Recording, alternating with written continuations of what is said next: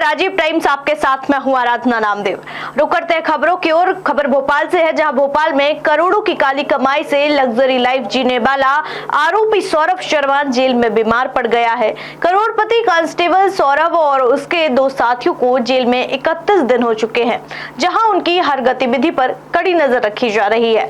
आपको बता दें कि जेल प्रशासन ने उनकी निगरानी के लिए विशेष व्यवस्था की है, ताकि किसी भी तरह की गड़बड़ी न हो सके।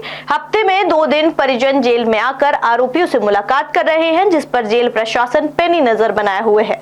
अब तक की जांच में तीनों आरोपियों ने करोड़ों की काली कमाई का खुलासा किया है, जिसे लेकर जांच एजेंसियां लगातार छानबीन कर रही हैं। तो करते अगली खबर की ओर, जहां मध्य प्रदेश में भारतीय जनता पार्टी के संगठन में बड़े बदलाव की सुगबुगाहट तेज हो गई है। आगामी 21 से 23 मार्च के बीच बेंगलुरु में राष्ट्रीय स्वयंसेवक संघ की प्रतिनिधि सभा आयोजित होने जा रही है, जिसमें प्रदेश संगठन के अहम पदों पर फेरबदल को लेकर चर्चा होगी। माना जा रहा है कि इस बैठक के बाद प्रदेश अध्यक्ष और संगठन मंत्री को लेकर कोई महत्वपूर्ण फैसला लिया जा सकता है। आपको बता दें कि संघ की इस उच्च स्तरीय बैठक में राष्ट्रीय और प्रादेशिक स्तर पर राजनीतिक परिस्थितियों का आकलन किया जाएगा।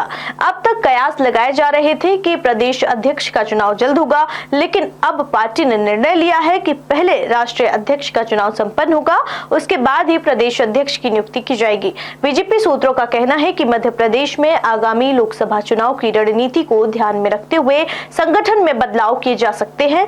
इससे चुनावी तैयारियों को मजबूती मिलेगी और कार्यकर्ताओं में नई ऊर्जा का संचार होगा। संघ और बीजेपी के वरिष्ठ नेता इस विषय पर विस्तृत मंथन कर रहे हैं और प्रतिनिधि सभा के बाद अंतिम निर्णय लिया जाएगा। चलिए चलते अगली खबर की ओर। उज्जैन को मुख्यमंत्री की सौगात, हर संभागीय मुख्यालय पर खुलेगा चिड़ियाघर। मध्य प्रदेश के पूर्व मुख्यमंत्री शिवराज सिंह चौहान ने होली मिलन समारोह के दौरान उज्जैन वासियों को कई बड़ी सौगातें दी है। उन्होंने घोषणा की है कि प्रदेश के सभी संभागीय मुख्यालयों में जल्द ही चिड़ियाघर और वन्य प्राणी संरक्षण केंद्र खोले जाएंगे। इस परियोजना का उद्देश्य प्रदेश में वन्य जीव संरक्षण को बढ़ावा देना और पर्यटन को विकसित करना है। आपको बता दें कि मुख्यमंत्री ने उज्जैन में अमृत 2 प्रोजेक्ट के तहत 475 करोड़ रुपए की विकास योजनाओं का भूमि पूजन किया है। इस प्रोजेक्ट के तहत शहर में जलापूर्ति, सीवरेज सिस्टम और शहरी बुनियादी ढांचे को बेहतर बनाने के लिए कई बड़े कार्य किए जाएंगे। इसके अलावा मुख्यमंत्री ने संकेत दिए हैं कि इंदौर और भोपाल को महानगर का दर्जा दिया जाएगा। इंदौर महानगर क्षेत्र में उज्जैन के नागदा, बड़नगर, घटिया और मक्सी को शामिल किया जाएगा। इससे इन इलाकों का तेजी से विकास होगा और स्थानीय लोगों को बेहतर सुविधाएं मिलेंगी। रुक करते अगली खबर की ओर, जहां होली के बाद अब प्रदेश में गर्मी अपने तेवर दिखाने को तैयार है। मौसम विभाग के अनुसार मार्च के शेष 15 दिन अप्रैल जैसी गर्मी पड़ेगी और तापमान सामान्य से 3 से 5 डिग्री अधिक रह सकता है।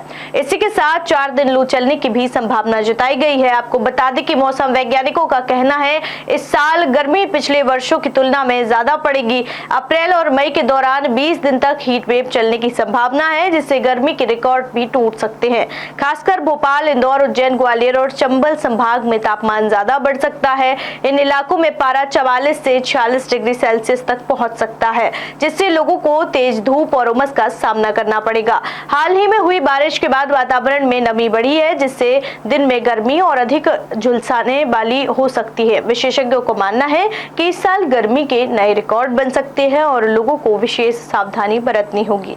स्वास्थ्य विशेषज्ञों ने भी चेतावनी दी है कि लू और तेज गर्मी से बचने के लिए पर्याप्त मात्रा में पानी पिए, हल्के और सूती कपड़े पहने और दोपहर के समय घर से बाहर निकलने से बचें। प्रदेश में लगातार बदलते मौसम के बीच आने वाले दिनों में तापमान और बढ़ने की संभावना है। तो रुक करते अगली खबर की ओर, जहां मध्य प्रदेश में आज से सरकारी गेहूं खरीदी शुरू हो गई है, जिससे किसानों को राहत मिलेगी। सरकार ने गेहूं का समर्थन मूल्य 2425 रुपए प्रति क्विंटल कर दिया है।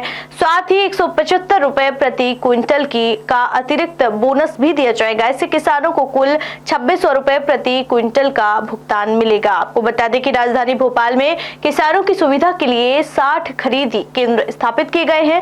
पहले दिन भोपाल, इंदौर, उज्जैन और नर्मदापुरम संभागों में गेहूं की अच्छी आवक की उम्मीद है। भोपाल जिले के 20 खरीदी केंद्रों पर पहले दिन 269 किसानों ने स्लॉट बुक किए हैं। प्रमुख खरीदी केंद्रों में बैरसिया मंडी और आसपास के गांवों में भी अच्छी आवक की संभावना है। सरकार ने किसानों से अपील की है कि वे अपनी उपज को साफ सुथरा रखकर ही केंद्रों पर लाएं ताकि बिना किसी परेशानी के भुगतान समय पर किया जा सके। रुक करते अगली खबर की ओर, जहां इंदौर हवाई अड्डे पर 30 मार्च से नया समर शेड्यूल लागू हो जाएगा, जिससे यात्रियों को कई नए रूटों पर यात्रा करने की सुविधा मिलेगी। इंदौर से जेवर उत्तर प्रदेश और गोंदिया महाराष्ट्र के लिए सीधी फ्लाइट शुरू होगी।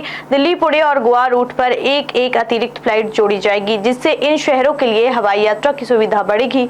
इंदौर से शारजाह जाने वाली फ्लाइट का समय 1.25 घंटे पहले कर दिया गया है। यात्रियों को अब पहले से तैयारी करनी होगी ताकि वे समय पर एयरपोर्ट पहुंच सकें। भोपाल से जयपुर जाने वाले यात्रियों के लिए बुरी खबर है। इंडिगो की भोपाल जयपुर फ्लाइट 30 मार्च से 30 जून तक बंद रहने वाली है।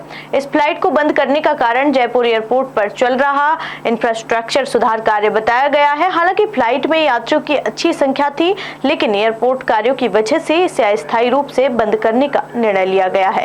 यह फ्लाइट सप्ताह में 3 दिन संचालित होती थी और इसे शुरू हुए लगभग 2 साल हो चुके थे। अब यात्रियों को इस रूट पर यात्रा करने के लिए वैकल्पिक उड़ानों या ट्रेन सेवाओं का सहारा लेना पड़ेगा, लेकिन उम्मीद की जा रही है कि 30 जून के बाद यह सेवा फिर से शुरू हो जाएगी। इंदौर में होली के मौके पर ड्यूटी कर रहे थाना प्रभारी संजय पाठक का निधन हो गया।